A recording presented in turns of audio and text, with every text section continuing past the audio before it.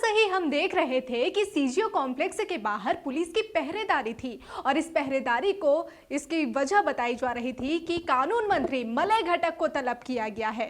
बिल्कुल, और बंगाल की तापमात्रा भी चढ़ने लगी थी कि फिर से एक और मंत्री ममता बनर्जी की मंत्री सभा से बुलाया गया है और वो भी मलय घटक, जो कुछ ही दिनों पहले बिल्कुल खबरों में बने हुए थे। और यहाँ तक कि कुछ मीडिया खबरों में भी दिखाया गया कि कानून मंत्री मलय घटक को समन भेजा गया है, उन्हें आज तलब किया गया है। लेकिन कुछ ही देर बाद खबर आती है कि ये सारी खबर गलत है। तो क्या कानून मंत्री के खिलाफ कोई रच रहे हैं साजिश? और अगर ऐसा ही है तो कौन है वो इस पर्दे के पीछे जो बंगाल के कानून मंत्री मलय घटक के खिलाफ रच रहे हैं इतनी बड़ी षड्यंत्र? जी हाँ, सवाल आने तो लाजमी है कि क्या इसके पीछे कोई षड्यंत्र है? क्या कोई चाहता है कि बंगाल की राजनीति में एक बार फिर से उथल पुथल हो जाए? क्योंकि ईडी और सीबीआई का एक्शन तो हम लगातार देख रहे हैं और इसी ईडी और सीबीआई को लेकर जो आज अफवाह फैली कानून मंत्री को बुलाया गया है, इस खबर को निराधार आज खुद कानून मंत्री ने बताया। बिल्कुल, और यहीं पर सवाल उठ रहे हैं सुहाना कि आखिर ये कैसे संभव है, क्योंकि बंगाल के मंत्री, और ऐसा बोला जा रहा है कि उनको तलब किया गया है और उसी दिन जो ये तैनात है पुलिस की, वो किसने किया? वो भी बंगाल पुलिस ने किया। क्या यह संभव है कि बंगाल पुलिस खुद ही नहीं जानती है कि मलय घटक वहां आएंगे या नहीं? क्या इतनी बड़ी समस्या है कि बंगाल पुलिस और मंत्री के बीच में इतनी दूरियां कि ये खबरें सामने आने लगी? यहाँ तक कि जैसे कि देखा गया कि संवाद माध्यम में ऐसी रिपोर्ट्स आने लगी कंटिन्यूअसली कि जहां पर बोला जा रहा है कि मलय घटक को तलब किया गया। तो ये पूरी कहानी के पीछे क्या कोई षड्यंत्र है? ये सवाल अभी उठ रहे हैं। जी बिल्कुल, कहीं ना कहीं से जो हम देख रहे हैं मीडिया खबरों में लगातार ईडी सीबीआई का जो एक्शन है विभिन्न घोटाला मामले में जो लगातार जारी है, इसे लेकर तो हम एक्शन देख रहे हैं। लेकिन जो कानून मंत्री को तलब किया जाना, जिसकी जो भनक खुद राज्य पुलिस को ही ना होना, ये तमाम सवाल खड़े कर रहा है। लेकिन श्वेता, यहाँ सवाल ये है कि अगर कानून मंत्री को बुलाया जाता है तो फिर उसके कई प्रोसेस है। सुप्रीम कोर्ट का कुछ हवाला दे रहा था कि 29 को सुनवाई है। सही बात तुमने कहा सुहाना। हम आपको बता दें व्यूअर्स कि जब इस बात की तह तक हम जाना चाहे, डिजिटल खबरें लाने तह तक जाने की कोशिश की और हमें ये पता चला कि नहीं, ईडी ऑफिसर्स की तरफ से भी हमें पता चला कि नहीं, ऐसा कुछ नहीं है।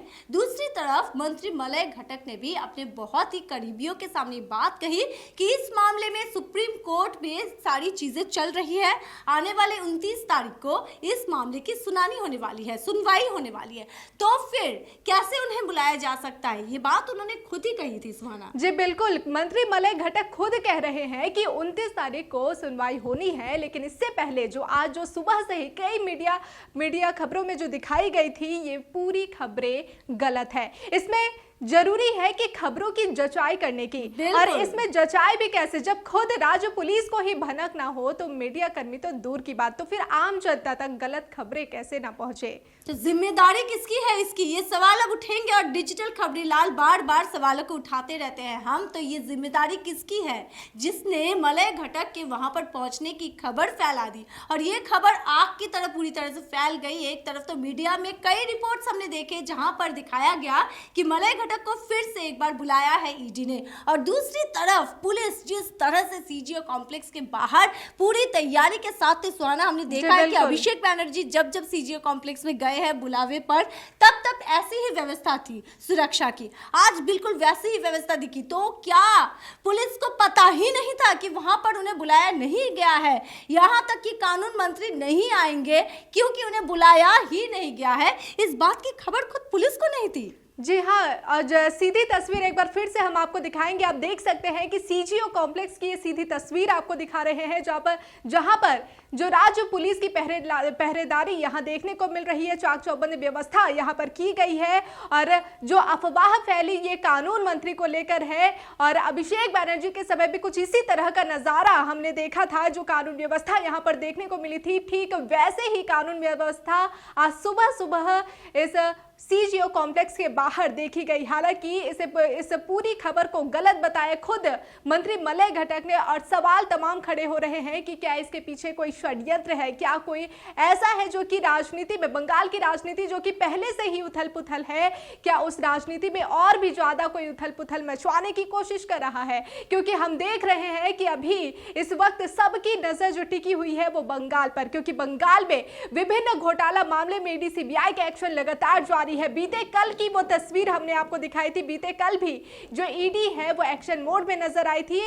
मनरेगा घोटाला मामले में विभिन्न जगहों पर, बंगाल के विभिन्न जगहों पर ये छापेमारी अभियान ईडी ने चलाए थे, और उसके ठीक एक दिन बाद जो मलय घटक को लेकर जो ये खबर फैली, इसे लेकर जो बिल्कुल, जी हाँ बिल्कुल। और इसी के साथ सुहाना, सवाल क्यों नहीं उठेंगे, क्योंकि इस बार देखा गया कि कोई विपक्ष नहीं, इसी राज्य के मंत्री और इसी राज्य के पुलिस जो कि तैनात पर थे, और जो खबरें आ रही थी कि मंत्री आएंगे, यानी कि खुद मंत्री के ही जो पुलिस है वह वो ही नहीं जानते कि मलय घटक यहाँ पर नहीं आने वाले, उन्हें नहीं बुलाया गया है। ये बात बिल्कुल कोई भी मानने को तैयार नहीं है, और इसीलिए सवाल उठ रहे हैं कि क्या मंत्री के खिलाफ कोई षड्यंत्र करने की कोशिश कर रहा है, कोई उनके नाम को बदनाम करने की कोशिश कर रहा है। मंत्री जी के जो भी करीबी है उन लोगों से भी हमारी बात हुई, और बार बार यही सवाल सब उठा रहे हैं, या फिर संदेह है, सबको आशंका है कि कोई है जो मंत्री के खिलाफ इस तरह के षड्यंत्र रच रहे हैं, इस तरह की खबरें फैलाने की कोशिश कर रहे हैं।